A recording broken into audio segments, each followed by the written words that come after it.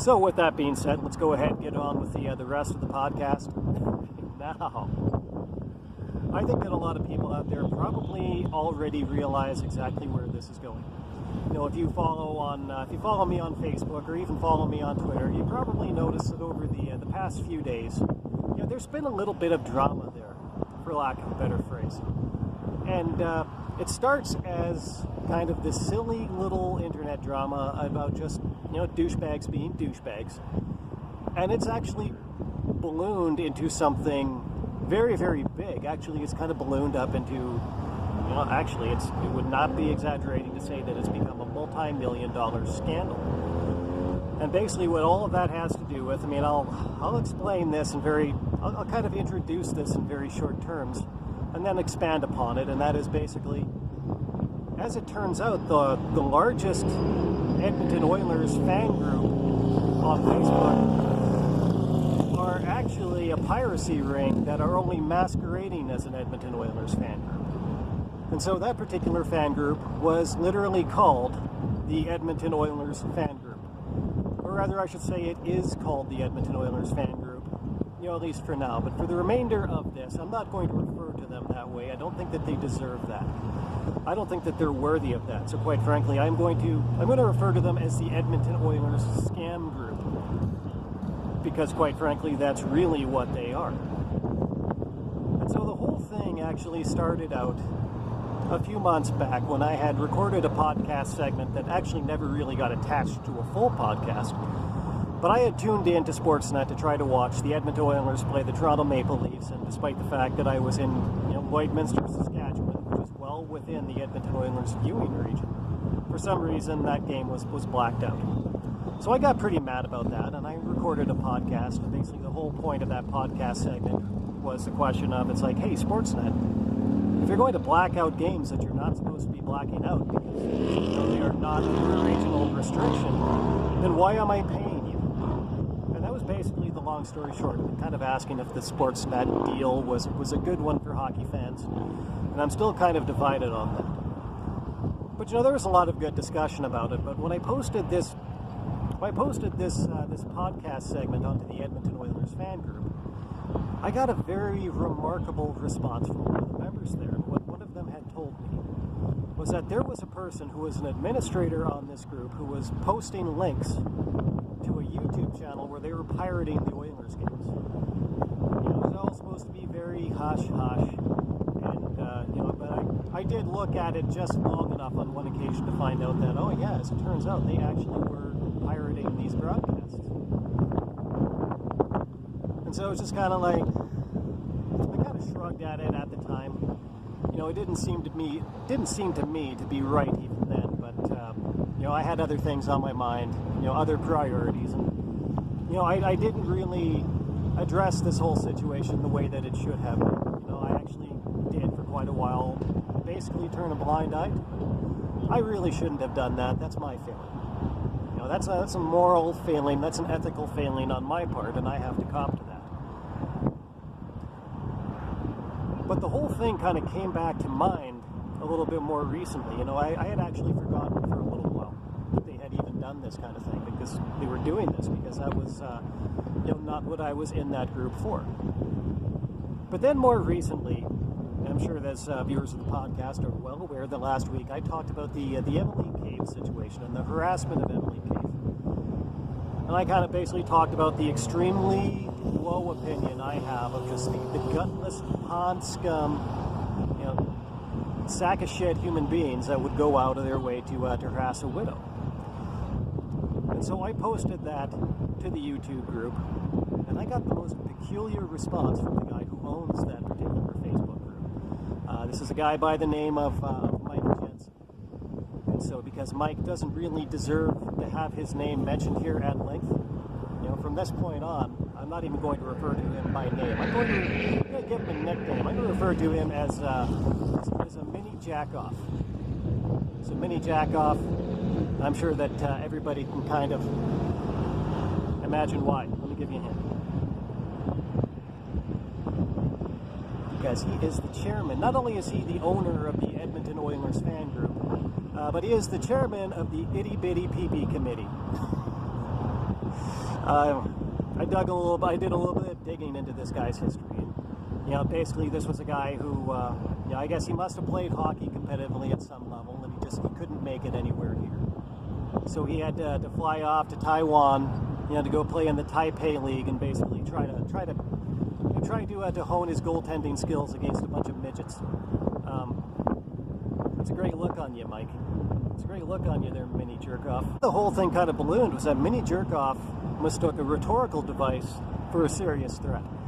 I think that if anybody actually thought that I was going to go and, you know, conduct human experimentation upon the people that were harassing Emily Cave, I got to tell you, I don't think that you have a very good sense of hyperbole, and I don't think that you really have a very good sense for, you know, once again, rhetorical devices. You know, the alleged threat was actually a rhetorical device, pardon me, to get into this idea that a lot of people approach these kinds of things from, and they just kind of assume that they're going to get away with such things. You know, they do them not because they're right or because they're wrong, but because they think it's fun and because they think that they're going to get away with it. And so the guy comes back and he's, you know, he's telling me, oh, well, you can't post that kind of stuff here. This is illegal content. You're not a legal news source. And I just kind of looked at my screen when I saw this, and I was like, what the flying fuck are you talking about? What is a legal news source, you idiot? And of course, he didn't really have an answer for that. But he says to me, it's like, oh well, it's not you. You're not a legal news source. And it's like, oh okay, are you saying that I'm an illegal news source? And he says to me, oh well, you're definitely posting illegal content. And you know, the guy where they are knowingly pirating Edmonton Oilers broadcasts on his Facebook page. Yeah, of course, this is a guy who is very deeply concerned about whether or not the content is legal or not. Psych. No, he's not. No, he's not. He's just an idiot who just actually kind of has that mentality that I was talking about last week. He just thinks that he's going to get away with it. He thinks to himself, you know, I'm sitting all the way nice over here, safe and sound in Taipei, Taiwan, and the Edmonton Oilers and the NHL and Sportsnet and Rogers, they're never going to get me. You know, they can do whatever they want about it, but they can try to do whatever they want about it, but there's really nothing they can do about it. I'm going to get away with this because I'm untouchable.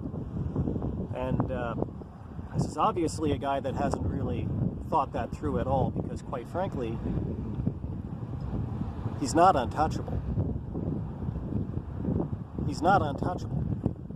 Now, for anybody who's not aware of it, a lot of the large media companies over the last few years, particularly in Canada, they have admittedly been pretty dissatisfied with the way the criminal law deals with piracy like this. You know, the way the criminal law deals with piracy like this is a maximum of a $5,000 fine, hardly devastating. You know, a little bit of jail time, hardly devastating, nothing really befitting the crime. And it is literally a crime because, of course, piracy is theft, whether or not anybody likes it. And as it just so happens with this particular group, the price tag attached to what they've been stealing is quite large. I mean, you're talking about a Facebook group with 38,000 members, and they are offering for free a service to their members that Sportsnet, you know, their cheapest tier of streaming comes to about $10 per month. So $10 per month, you offer that to 38,000 people. You're illegally offering $380,000, you know, worth of this service on a monthly basis that you are stealing. You're stealing from Sportsnet, from the Edmonton Oilers, from the NHL, offering it to your members for free, and the monthly tab on that is $380,000. Over a 7-month hockey season, the total tab for that comes out to approximately $2.6 million. And as it just so happens, and I learned this from some lunatic that basically came at me on my own personal Facebook page trying to intimidate me. As it turns out, they've been doing this for years. Years with an S, as in more than one. So it kind of raises an interesting question. And that question is, of course, well, how many years? Because if it's only 2, then the total tab for what they've stolen comes to $5.2 million. That is definitely a figure that is probably worthwhile for Sportsnet and the NHL and the Edmonton Oilers to get together in a class action suit and go after these people for, if they so chose. And I'm not saying that I can guarantee that they're going to do that. But if they wanted to, that's a hell of a suit. And as it just so happens, Taiwan does enforce foreign judgments in their courts. So if this guy actually thinks, that he's safe sitting all the way over there in Taiwan, he's got another think coming. I mean, having dealt with this guy before, it doesn't really seem to me like he does think very often, but this is one time where really he ought to. And to tell you the truth, he's not the only one. Because as it just so happens that not only is he potentially liable for something like this, but all of the people who are working on his site as administrators, all the people who are on there as moderators, they all knew that this was going on. They're all a party to this. They probably have a share in that liability as well. So maybe Mini Jerkoff, maybe he can sit over there in Taiwan and hide out, but the rest of you can't. Maybe some of the rest of you think that you can sit in some foreign country and avoid the judgment for something like this. But a lot of you can't. I know for a fact that a lot of you can't. And quite frankly, if I've just described you, if you're listening to this podcast right now, and you sound like what I just described is you, then you need to really start to think about yourself. How much does Mini Jerkoff really care about me? Long story short, does he care more about his ego? Does he care more about trying to have some power over his piddly little Facebook group?